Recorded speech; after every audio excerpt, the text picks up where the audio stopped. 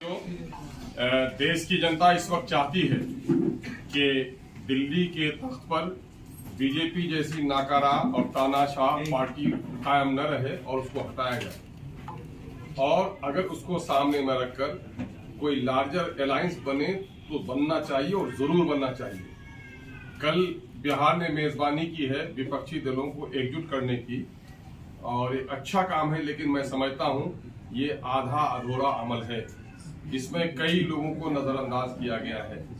इसमें बेशतर वो लोग थे जो लोग कहीं न कहीं से बीजेपी से उनका रिश्ता रहा है। लेकिन सबसे बड़ा सवाल ये है कि 140 करोड़ के इस देश में, जहां तकरीबन 35 करोड़ की अकलियत की आबादी रहती हो, जहां मुस्लिम अकलियत एक बड़ी आबादी है, सिखों की आबादी है, ईसाइयों की आबादी है, इन तमाम तर अकलियत के लोगों को नजरअंदाज किया गया है। मंच पर कहीं भी मुस्लिम माइनॉरिटी की तरफ से कोई रिप्रेजेंटेशन नहीं हो सका, कहीं भी सिखों की तरफ से रिप्रेजेंटेशन नहीं हो सका, न ईसाइयों की तरफ से हुआ है, न दलितों की तरफ से हुआ है। दलितों की सबसे बड़ी नेत्री अगर इस वक्त देश में है तो बहन मायावती है, उनको भी नहीं बुलाया गया है। आप देखेंगे कि पूरे देश में मुसलमानों के मसाइल पर बात करने वाली अगर कोई पार्टी है तो ये AIMIM है, ये IUDF है और मुस्लिम लीग है। आप देखेंगे कि मुस्लिम लीग को भी, आसाम की ये IUDF को भी और ये AIMIM को भी इन लोगों ने कहीं से चारा डालने की कोशिश नहीं की है। इससे ये संकेत जाता है कि केंद्र में बैठी हुई सरकार जो अकलियत मुखालिफ है, ये सरकार भी, ये गठबंधन भी अकलियतों को नजरअंदाज कर रही है। हैरत तो इस बात पर हुई है कि बिहार ने इस वक्त मेजबानी की और बिहार का कोई एक भी मुस्लिम लीडर, नाम निहाद भी मुस्लिम मंत्री भी था, उसको भी स्टेज में जगह कहीं से भी नहीं दिया गया है। ये लोग कहेंगे कि कश्मीर के लोग आए थे, फारूक अब्दुल्ला आए थे, महबूबा मुफ्ती आई थी, ये पिटे हुए मोहड़े हैं, ये भाजपा के चेहरे हैं, हमको इनसे कोई लेना देना नहीं। और यह बात पूरे तौर पर साबित शुदा है कि पूरे देश के मुस्लिम मसाइल पर कश्मीर के मुसलमानों ने कभी जबान नहीं खोली, और कश्मीर के मुसलमानों को हम देश का हिस्सा जरूर समझते हैं, लेकिन मुसलमानों का नुमाइंदा कभी नहीं समझ सकते। भले ही देश के लोगों को कश्मीर के लोगों से मोहब्बत रही है, लेकिन कश्मीर के मुस्लिम लीडरों ने कभी देश के मुद्दों पर जबान नहीं खोली है। और देश के इस बड़े हिस्से में, यूपी में, बिहार में, आसाम में, वेस्ट बंगाल में, महाराष्ट्र में, जहाँ मुसलमानों की अच्छी खासी नुमाइंदगी है, किसी भी मुस्लिम लीडर को न बुलाया जाना, किसी भी मुस्लिम पार्टी को जगह न देना, मैं समझता हूँ कि ये गठबंधन की चूक नहीं है, दानिशता तौर पर मुसलमानों को नजर। मुझे तो हैरत तब होती कि सिर्फ नीतीश कुमार ही इसमें अगुवाई करते तो कोई बात नहीं थी।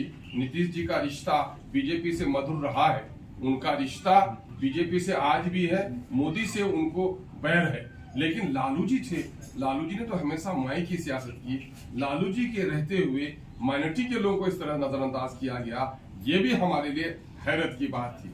हम चाहते हैं कि बीजेपी को हटाने के लिए एक लार्जर अलायंस बने, लेकिन एक ऐसा अलायंस जिसमें माइनॉरिटीज को, दलितों को नजरअंदाज कर दिया जाए, मैं समझता हूं कि देश की जनता को स्वीकार नहीं होगा। फिर इससे तो यही जाहिर होता है कि स्वार्थियों की एक जमात हो सकती है, देश के आम जनों के हित में लड़ने वाला कोई समूह नहीं हो सकता है। इस बात पर मुझे हैरत भी है, ताज्जुब भी है, और MIM इजहार अफसोस भी करता है। यही वजह है कि हम लोगों ने बड़े दर्दमंदी के साथ कहा है कि मुमकिन है ये गठबंधन बने। शायद अगर इस तरह लोगों को नजरअंदाज किया तो फिर दूसरा गठबंधन बनाना मजबूरी भी होगी। और आज यही वजह है कि पूरे बिहार से अकलियत और दलितों की आवाज उठ रही है कि MIM किशनगंज में आगामी इलेक्शन लड़ने का फैसला कर चुकी है। बिहार के दूसरे हिस्से में भी MIM अपना उम्मीदवार उतारेगी पार्लियामेंट के इलेक्शन में। लेकिन यहाँ के अकलियत और दलितों का एक बड़ा समूह का दबाव है कि अवैसी साहब ने तेलंगाना में बहुत कुछ किया है, अवैसी साहब कम से कम बिहार में चाहे उनको अच्छा लगे, चाहे वो अगर सीमांचल में लड़ना चाहे, मिथिलांचल में लड़ना चाहे तो आकर के, या फिर चंपारण के इलाके में लड़े, मगध के इलाके में लड़े, जनाबे बैरिस्टर असदुद्दीन अवैसी साहब को बिहार से इलेक्शन लड़ना चाहिए। बिहार की पार्टी भी और बिहार के आम दर्दमंद जो दलित और अकलियत के लोग हैं, उनकी इच्छा है। आज हमने इसी मामले में आप लोगों को न्योता दिया था कि गठबंधन जो बना है वो आधा अधूरा है। इसमें मुसलमानों को, दलितों को, सिखों को, ईसाइयों को नजरअंदाज किया गया है। मुस्लिम रिप्रेजेंटेशन कहीं से भी इसमें नहीं दिखा है। इसी दुख के इजहार के लिए हमने बुलाया। नीतीश कुमार आप लोगों को शुरू से कहते रहे हैं कि भारतीय जनता पार्टी की भाषा बोलते हैं, उनकी मदद करते हैं। मायावती पे भी यही इल्जाम लगता है, इसलिए आपको नहीं बुलाया गया कि हो सकता है आप मुखबिरी कर दें, जिस तरह जीतन राम मांझी पर उन्होंने इल्जाम लगा के बाहर किया। मैं कह रहा हूँ ये कोई साजिशी गढ़ो है जो मुखबिरी। लोकतंत्र में जो कुछ भी होता है खुल्लम खुल्ला होता है। ये इनका इसके माने इनका कोई खुफिया एजेंडा भी, हिडन एजेंडा भी है जिसकी मुखबिरी लोग करते होंगे। ये हिडन एजेंडा क्या है इनका? हिडन एजेंडा तो यही होगा नीतीश कुमार जी का कि किसी तरह से बीजेपी में फिर राह निकालना। वो इनका हिडन एजेंडा तो वही रहा है।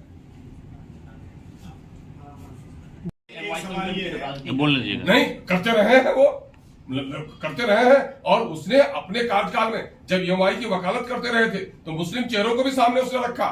लेकिन न जाने आज लालू जी पर कहीं तेजस्वी जी का जो मिजाज है वो कहीं हावी हो गया हो। ये आश्चर्य की बात है। मैंने तो अपने सियासी गुरु के बारे में कहा, यह आश्चर्य की बात है। पहला मौका है कि लालू जी की उपस्थिति में माइनॉरिटी को इस तरह नजरअंदाज कर दिया गया।